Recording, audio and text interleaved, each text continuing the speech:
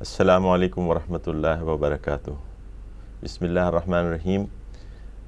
Let's start the segment on the 17th Hadith of Arba'in Nawawi. In our series of segments, we have already covered up to 16th Hadith. So I'll read the matan of 17th Hadith to you and the translation first. A'udhu billahi minash shaitanir rajeem. Bismillahir rahmanir rahim. An Abi Ya'la Shadadbin Ausin radiyallahu anhu أن رسول الله صلى الله عليه وسلم قال إن الله كتب الإحسان على كل شيء فإذا قتلتم فأحسنوا القتلة وإذا ذبحتم فأحسنوا الذبح ولا يحد أحدكم شفرته فليرح ذبيحة رواه مسلم.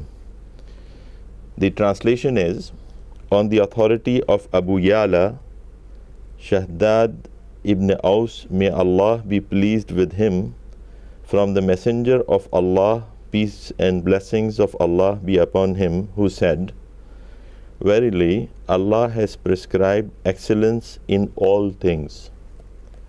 Thus, if you kill in a good manner. If you slaughter in a good manner. Each of you should sharpen his blade and spare suffering to the animal he is slaughtering. Recorded by Muslim. Aw kama qala alayhi salatu wassalam. So as you must have noticed that our topic today of this hadith, our main topic is going to be around ihsan. In another hadith earlier on, in fact it was the second hadith of the collection of Arba'in Nawawi, which is also called Hadith Jibril. We have covered this topic of ihsan there as well. So remember those things, and we will point to some of that in this segment as well. So let's start with the definition of ihsan. What is ihsan? As it is translated by Sheikh Zarbozo, the best possible translation in English is probably excellence. Excellence means doing the best, performing in the best manner. So there is no limit to ihsan actually, but for us the limit is whatever best we can offer, whatever best performance we can do, we can perform and act with. So that is our ihsan, our limit of the ihsan for that particular day. That means that every day, this should be the goal, that every day is better than the one that we have passed. So continue to excel in various things. And ihsan, as it says in the hadith, in all things. So first let's see what are the possible things that we can consider as hurdle in achieving this goal, which Prophet ﷺ is prescribing in this hadith, that do everything with ihsan. So what are the things that will not allow us to move in this direction? The first and foremost is the procrastination or lethargy, that we just don't want to move, don't want to act quickly. We just keep on delaying things. I thought that I should memorize this part of the Quran. Then I say, okay, let me do it next week. Or I want to do this much of charity today. Okay, no, this month I'm a little tight, let's do it next month. Or you are required, or you are expected to get up and do some work for the sake of Islam, for community, for your family, and any good thing. But you are weak in getting up and doing that thing immediately, and you just keep on delaying, and because of your, as I said, the lethargy, that we'll do it on our time, but it never happens. So that is one of the things that is a hurdle, as I said, in the way of achieving the excellence, as Prophet ﷺ is telling us in everything. The other possible hurdle is not knowing what is an excellent position, or what is excellent with respect to any particular act or any particular area of life. That is related to the lack of knowledge, or one doesn't know which way he should go, or maybe he's going in a wrong direction, thinking that he's excelling, he's doing great things, but actually he's not. So the lack of ilm or knowledge or information is one of the cause that may be considered as a hurdle in excelling oneself or one's acts. The other possible thing, and it's a very dangerous thing also, that sometimes shaitan whisper into your ear and he tells you that you are already excellent, you are doing things in a great manner, you don't need to improve, you are the best, and things like that. And as I said, this is very dangerous, and this is the takabbur, or the Allah subhanahu wa ta'ala says that Allah subhanahu wa ta'ala will not let anybody enter his Jannah who has a speck of takabbur or pride in him. Pride is for Allah, not for us. It is completely different kind of teachings that we sometimes get in our Western education. That in there it is said that you take pride in what you do. No, this is not for what we are supposed to as Muslims. Our goal is to please Allah. This is our pride, nothing else. We don't have to be proud of what we are doing, or as if we have done something great and all that. Even if you do good things, you do it with this feeling that this is going to get me the blessings of Allah. That is the best, and that is the prescribed way. The other thing that can be considered as a hurdle in achieving this goal of excellence is fear of failure. Oh, I can't do that. There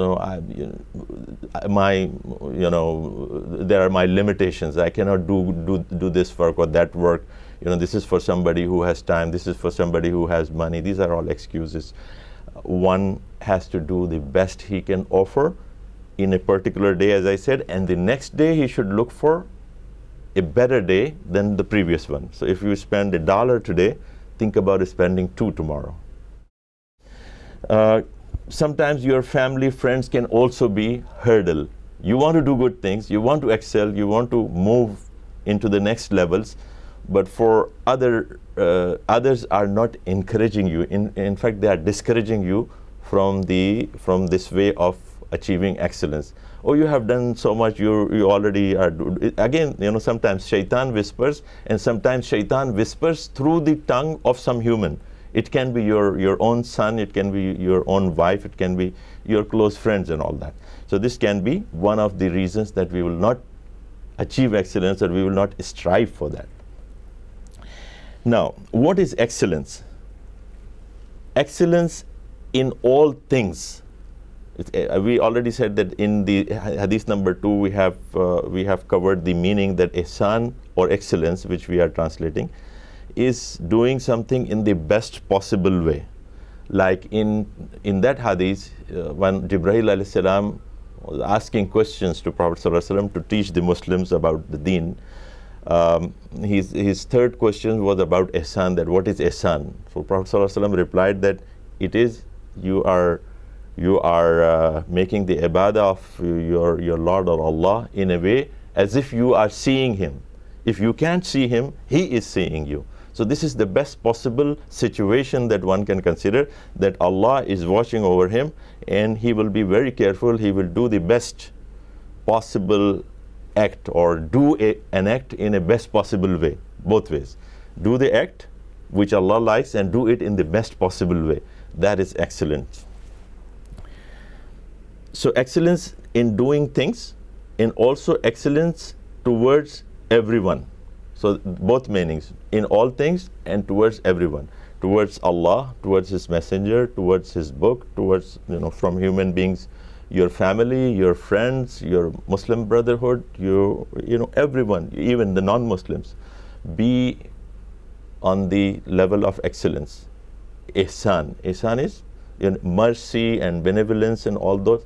It all counts towards excellence, doing the thing in the best possible way. I want to share with you one incident that is a very moving experience. That was a very moving experience for me, and I have shared it with many people. It was in the city of Houston that we used to go every Sunday morning to feed the hungry.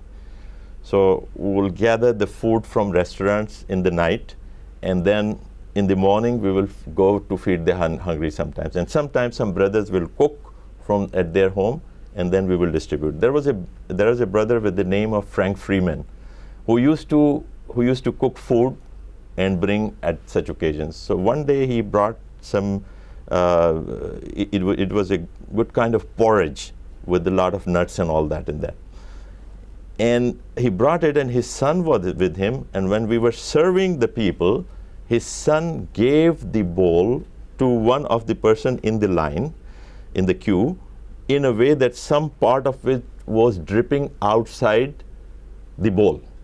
And on this act, or this way that his son gave the bowl to the person, Mr. Freeman, Brother Freeman, he is no more in this world. May Allah have mercy on him and give him good rewards in the akhirah. The way he used to care about the people, inshallah, Allah will be caring about him in the same way.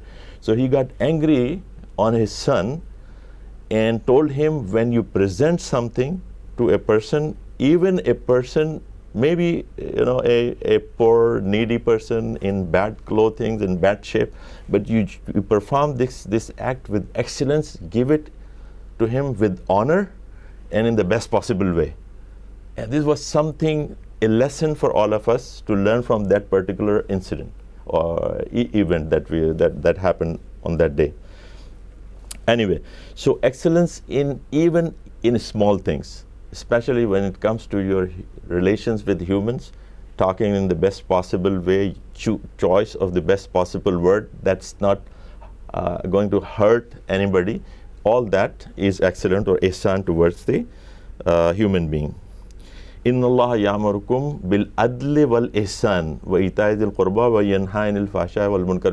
We listen to this ayah in most of the Jummah khutbahs. The imams, when they do the khutbah, they recite this, Inna Allah ya'murukum bil adli wal ihsan. So adl is giving to somebody what is due of him. But ihsan is a degree higher than that. Like in the same instance, the incident that I quoted, that the person who is giving the food to a needy person, if you give him in a bowl, that's okay. But if someone cares about it, that he should present this bowl to a human being in an honorable fashion, this is ihsan. This is doing the thing in a better way. Just making it, beautify it, just make it more pleasant for another human being, and in that way make it more pleasant for pleasing for Allah as well. Ihsan goes beyond adl. I already mentioned that. Imam Razi says that praying the obligatory prayer is a kind of adl. But if you perform the prayer in a best possible manner, not only just for the sake of counting the 4 rakahs or 2 rakahs, then it becomes ihsan, that you are more involved in there with khushu and khudu, and you recite good part of Quran, and you stay in the prostration and make dua and all that. This is beautifying your prayer. This is going towards excellence. And also, like the additional prayer that you do, it's also, according to Imam Razi, comes under ihsan. So ihsan can be obligatory or optional. That, as I said, other examples can be towards your parents. That doing ihsan towards your parent is like an obligation for you. You don't have the other way, that you وَلَا تَقُلْ لَهُمَا أُفٍّ. If you are not comfortable with something that they did or they said, you don't even say uff. That is the excellence that is required towards the parents, because they have given you their time when you needed it, when you were young and you needed care. So in return, Allah subhanahu wa ta'ala wants you to give them a care of similar kind. It can never be of similar kind which a mother has suffered for you, but you have to be very careful. So remember that if somebody has not called his parents in months, he should go call tomorrow. And then it's not only tomorrow, but say some good words of love to him or her. They may be waiting for your phone call. And not only tomorrow, as I said, that make it a habit of calling them, make it a habit of talking to them and going to them. They need you, they like to speak to you, sit with you. All these things, when you get older, then you will realize that that's what they were looking for from their children. So, as I said, that if somebody has not spoken to their parents in a while, then he should start doing it and make it better every day. Ihsan, excellence. So this is the excellence, or this is the ihsan which is obligatory. But the other is, for example, the voluntary charity. It is encouraged, it's ihsan, but it's not obligatory. It is voluntary, as I said, this is optional. But it's good. Allah is pleased with the act of ihsan. So one should always be thinking about it. Prophet ﷺ in this hadith gave two examples. Killing of a human and kill or slaughtering of an animal. So this is just two examples, and these are the extreme situations where one can expect that someone will not have mercy, for example. Someone will be just killing.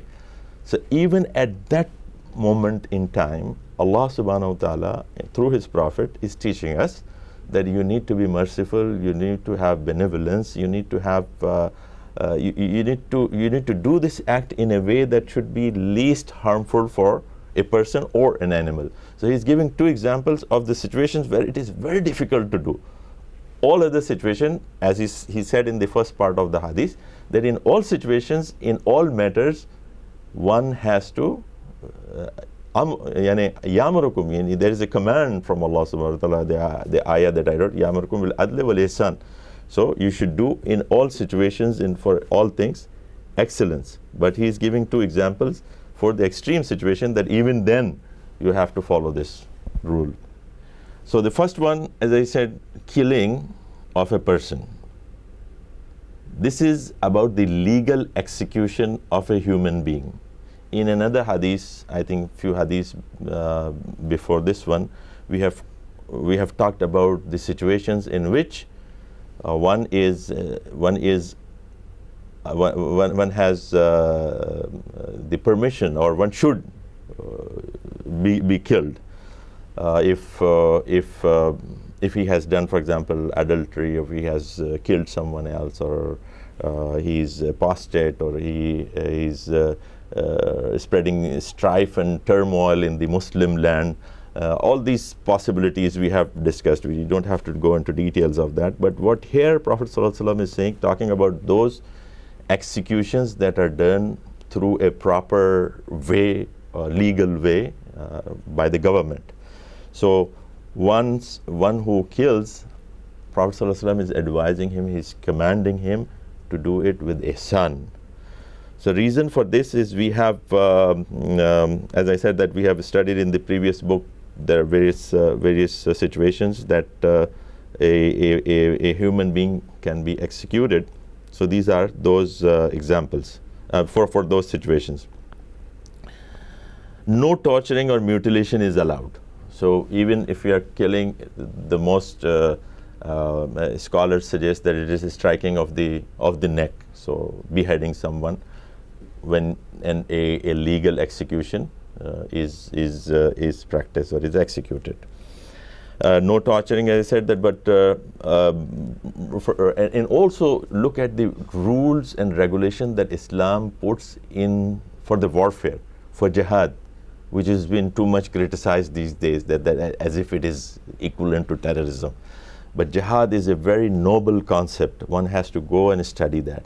But even during that jihad, during those battles, Muslims are supposed to follow many rules. And some of the rules are related to this mercy, that we are told that you don't kill women, even in the war times. No children should not be killed. The people who live in the places of worship should not be bothered. In all these things, this is kind of, and mutilation is not allowed, even during the time of war. And even for execution, this part, no execution, no mutilation is allowed. There is a question that if someone has murdered a person in a particular way that may have involved mutilation or some torturing, if it is allowed to do the same with the murderer. And some of the scholars like Ahmad, Shafi'i, and Imam Malik has the opinion that this is the discretion of the family. If they desire so, it has to be done. But there are other opinions. Imam Hanifa has another opinion on this, that it should only be in one way, that execution should be by beheading, not by torture. Funeral prayer for everybody who is executed except for the apostate who has left Islam. If somebody left Islam, even no mercy prayer for him. But other than that, if for any crime, murder, adultery and all that, if he or she is killed, then the funeral prayer has to be performed on such people. Then one question arises, what about the adulterers? We are talking about mercy towards those who you even execute. But when it comes to the adulterer, it says that they should be, in certain cases, they should be stoned to death. That means it's a painful death. So there are two things that come as an explanation for this. According to Sheikh Uthaymeen, he says that excellence or ihsan is not different from what is Sharia. So if Sharia says that it has to be done this way, then this is actually the ihsan. This is the excellence. This is one way of explaining this situation. The other opinions are that in adultery it is one of the exception to the rule, because this is such a heinous crime and that affects the society in such a way that the whole social fabric of the society is disturbed, and if this thing become common, whole society is affected.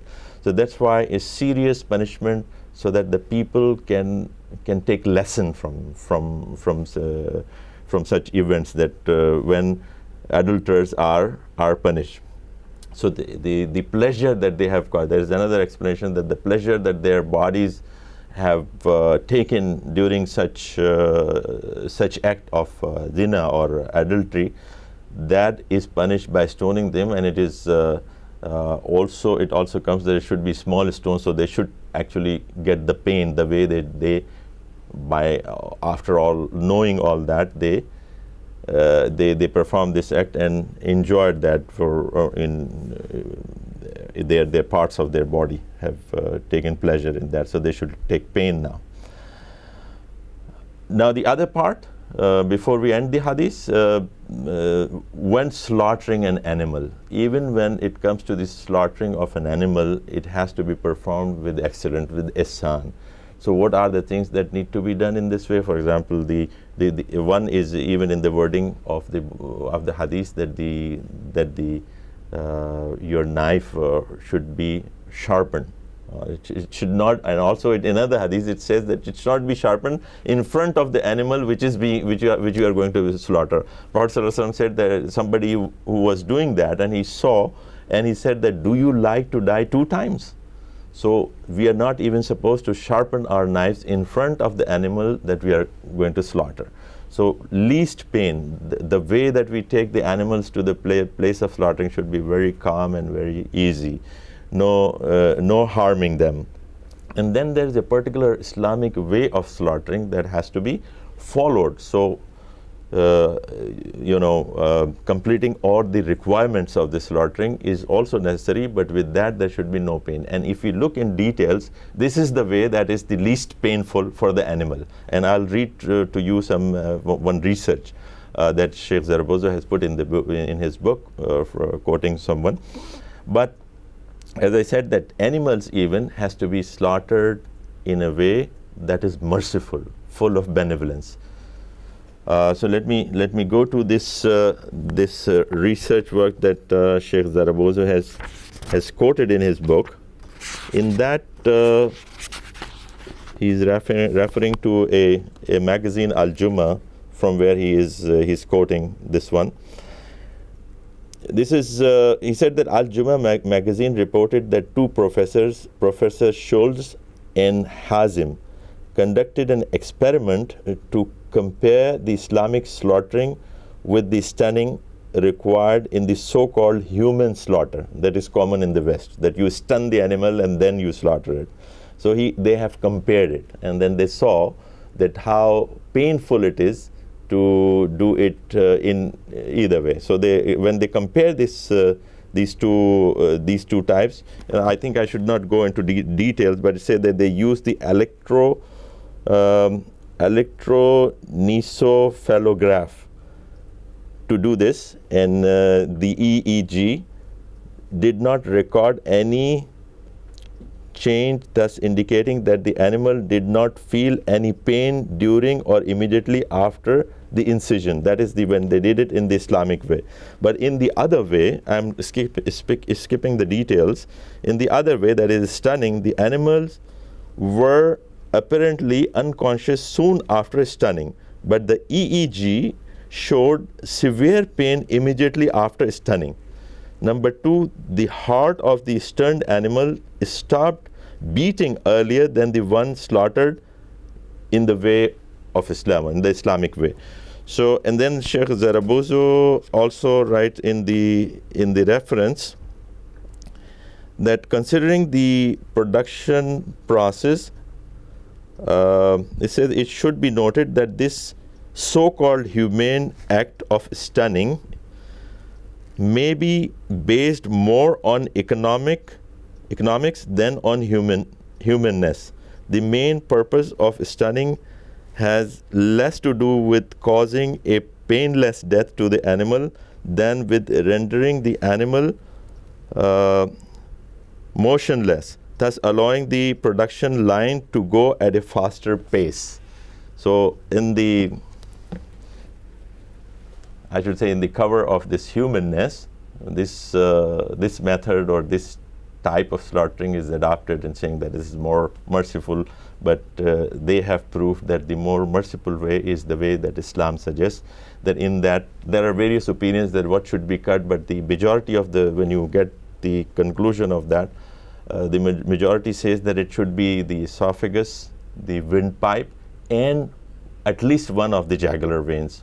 If we do that, and we don't have to cut all the way through, so the spine still gives the signal, and the blood which need to be gushed out, otherwise it get clotted, and that is not good for, that is the proper type of slaughtering. And in this way, the animal gets the minimum pain, and it is close to what Allah subhanahu wa ta'ala has prescribed. This is the way, and the Prophet sallallahu alaihi wasallam is telling that when you kill the animal, you kill it with ihsan. Just to conclude, remember that doing anything with excellence pleases Allah. So try to do everything in your job, with your family, all your acts should be towards excellence. You think about how you can make things better. Unfortunately, among Muslims, this is a disease today. We have to accept that we don't follow that. The particular thing that Prophet ﷺ has prescribed in every matter, we are not doing that. We are just doing, finding these escape routes, just to avoid doing things perfectly and in the best possible manner. We need to change. If we need to come back to the position that the Muslims and the Islam should be, we need to follow this command and this way that is prescribed by Prophet sallallahu alaihi wasallam. أقول قولي هذا واستغفر الله لي ولكم ولسائر المؤمنين والمؤمنات. السلام عليكم ورحمة الله.